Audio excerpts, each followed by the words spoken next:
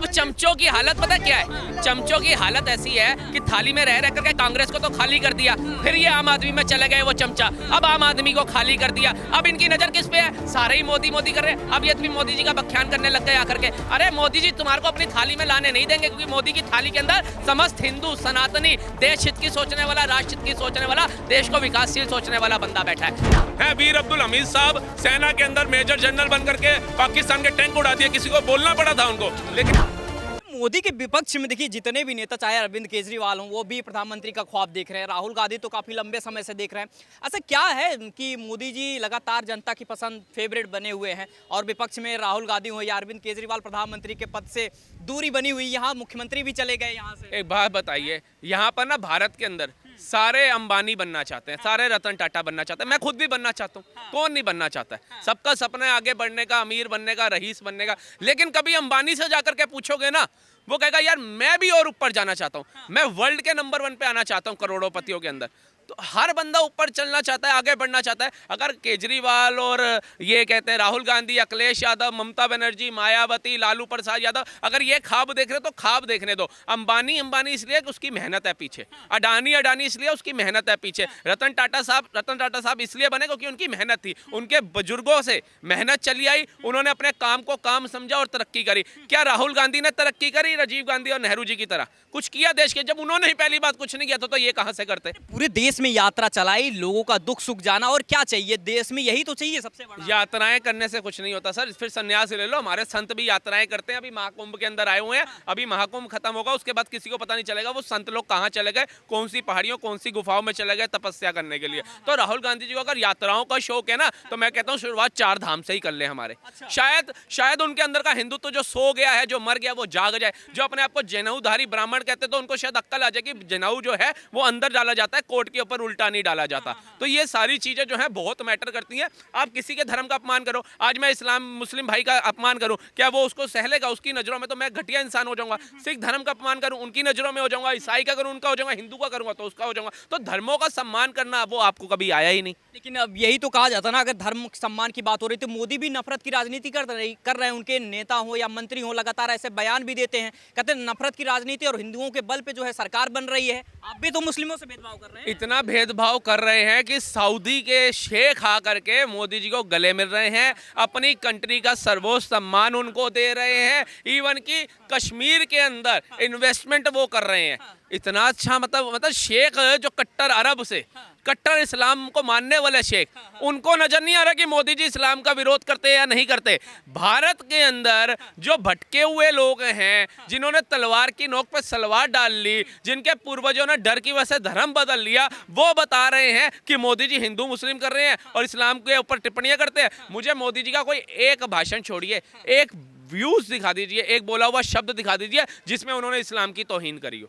बात ये है, मोदी जी अगर मुसलमानों को बुरा कहते हैं तो उसका वजह यह है कि उनको वोट मिलता है। उनको मालूम है मुस्लिम मुझे वोट देता नहीं है। अगर हम मुस्लिम को बुरा बोलते हैं, वो बुरा सोचे, उसको वोट की चाहिए, उसको कोई मतलब नहीं है। अच्छा, आपको लगता है वोट के लिए जो मोदी जी के लिए वो सबको, हर पॉलिटिशियन सबको वोट चाहिए, वोट के लिए एक दूसरे को बुरा बोलते हैं और इससे वजह कोई मतलब नहीं है, किसी से कोई मतलब नहीं है। कौन हिंदू है, कौन मुस्लिम है, कौन सिख है, कौन ईसाई नहीं है। वो अपना ये देख रहा है कि हम क्या बोलेंगे तो मुझे है ना वोट मिलेगा, हमको सत्ता मिलेगा। अब मुस्लिम वोट देता नहीं है। मैं इसमें मोदी जी की कमी नहीं मानता हूँ, इसमें मैं कमी मानता हूँ मुसलमानों की। जिस दिन मुसलमान मोदी जी को वोट देने लगेंगे, मोदी जी का है ना सारा मुद्दा ही खत्म हो जाएगा। एक मुद्दा था पहले, एक मुद्दा था पहले, राम मंदिर। जितने भी चुनाव प्रचार होते थे, राम मंदिर, मोदी जी, राम मंदिर बन गया, मुद्दा खत्म।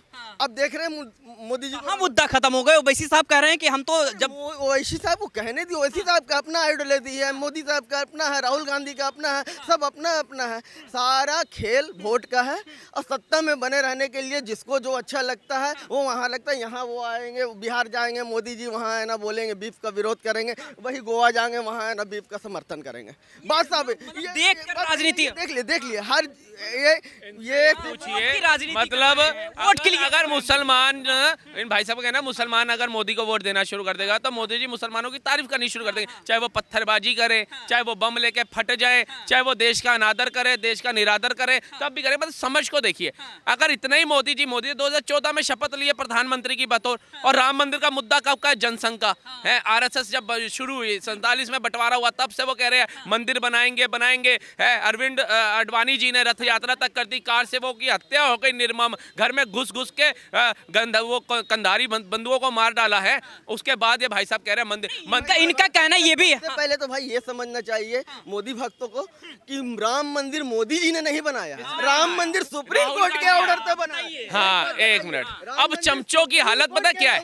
चमचों की हालत ऐसी है कि थाली में रह करके कांग्रेस को तो खाली कर दिया, फिर ये आम आदमी में चले गए वो चमचा, अब आम आदमी को खाली कर दिया। अब इनकी नजर किस पे है? सारे ही मोदी मोदी कर रहे हैं। अब ये भी मोदी जी का बख्यान करने लग गए आकर के। अरे मोदी जी तुम्हारे को अपनी थाली में लाने नहीं देंगे, क्योंकि मोदी की थाली के अंदर समस्त हिंदू सनातनी देश हित की सोचने वाला, राष्ट्र हित की सोचने वाला, देश को विकासशील सोचने वाला बंदा बैठा है। आपको खाली नहीं करने देंगे। कह रहे हैं कि मोदी भक्त बनने की जरूरत नहीं है, रियल नहीं बने। अच्छा, मतलब जो बम लादेन की तरह किसी देश के अंदर घुस के बिल्डिंग उड़ा रहे थे उनके भक्त बने, जो संभल के अंदर हमारे पुलिस कर्मियों पर पत्थर मार रहे थे उनके भक्त बने, जो सेना को कश्मीर में पत्थर मार रहे थे उनके भक्त बने, जो झंडा जला रहे थे उनके भक्त बने हैं, जो कसाब और अफजल गुरु की जय जयकार कर रहे थे उनके भक्त बने।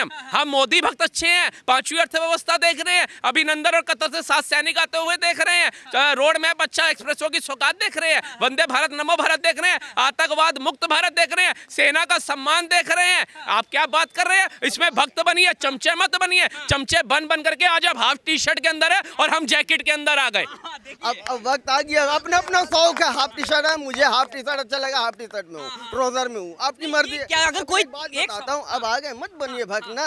वो देखिए अब आए हैं दिल्ली में, अब तो बीजेपी की गवर्नमेंट आ गई है। अब जो फ्री बसेस में है ना महिलाएं सफर करती थी वो बंद होगा, बिजली बिल लगेगी, पानी के पैसे लगेंगे, वो सब समझ में आ जाएंगे। ज्यादा दिन नहीं, आधे नहीं, 6 महीना 8 महीना साल भर के अंदर में सबको समझ में आ जाएगा कि क्या सजा है। ये हिंदुस्तान बिक रहा, लेकिन मोदी मोदी ही करना है। हिंदुस्तान बिक रहा है, कह रहे हैं बिक रहा। आपको भी एरोप्लेन भी एरोड्राम बिक रहा है। एरोप्लेन ये दूसरी के बच्चे हैं। पापा एरोप्लेन बिक दिया, पापा रेल बिक गई। अरे रेलवे सही आयोग है दिल्ली के अंदर, भारतीय रेल लिखा होता है या वहाँ पे अडानी अंबानी रेल लिखा है? पहले तो ये पढ़ो। BSNL के ऊपर भारतीय भारत का नाम लिखा हुआ है या अडानी अंबानी का नाम लिखा हुआ है? पहले जाकर के देखो। तो मतलब मूर्खता की इतनी हद है कि मैं इस सड़क पर चल रहा हूँ, ये लिखा है अडानी सड़क, भारतीय वो नहीं लिखा हुआ।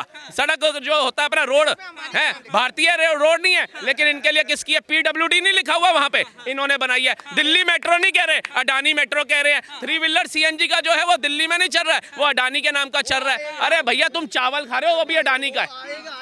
ये बताइए, नहीं सुनिए सवाल ये है कि देश बिक कहाँ रहा है, ये थोड़ा हमको। अरे भाई हम व्हाट्सएप यूनिवर्सिटी वाले हैं नहीं। आप कौन सी यूनिवर्सिटी? आप डाटा देखिए, आप डाटा देखिए। आप मैं ये इस पर बात हम पूछ रहे हैं, आप व्हाट्सएप देखिए, आप डाटा देखिए, भारत सरकार का डाटा खोल के देखिए, आपको खुद पता चलेगा। आपसे ये पूछ रहे हैं कि आप कौन सी यूनिवर्सिटी से? आपको क्या लगा, आपको मतलब आपको फील नहीं हो रहा, मतलब आपको क्या बताइए तो हम वही जानना चाह रहे हैं। क्या जानना चाह रहे हैं? कौन सा कॉलेज बिक रहा है, कौन सी यूनिवर्सिटी बिक रहा है, कौन सा रोड? अब भारत सरकार गूगल आपके पैकेट में मोबाइल है, गूगल खोल के आप दिखा दीजिए ना, हम पढ़े हो गया। अब ये सर, अब जो ये प्राइवेट जो स्कूलें बन रही थी, मनुष्य सोचा काम कर रहा लगाएगा, क्योंकि 5वीं के बाद इसको लगा विश्वविद्यालय बिक चुके हैं, बड़े स्कूल हाई स्कूल जो होते हैं बिक चुके हैं, तो ये पेंचर तक ही रह गए। इन्होंने आगे नहीं बना। कलाम साहब बनते होते तो इनको कहने की आवश्यकता होती है। वीर अब्दुल हमीद साहब सेना के अंदर मेजर जनरल बन करके पाकिस्तान के टैंक उड़ा दिया, किसी को बोलना पड़ा था उनको। लेकिन इनका क्या सोच है कि अब्दुल पेंचर ही लगाए, क्योंकि पेंचर 10 से 50 का हो गया है।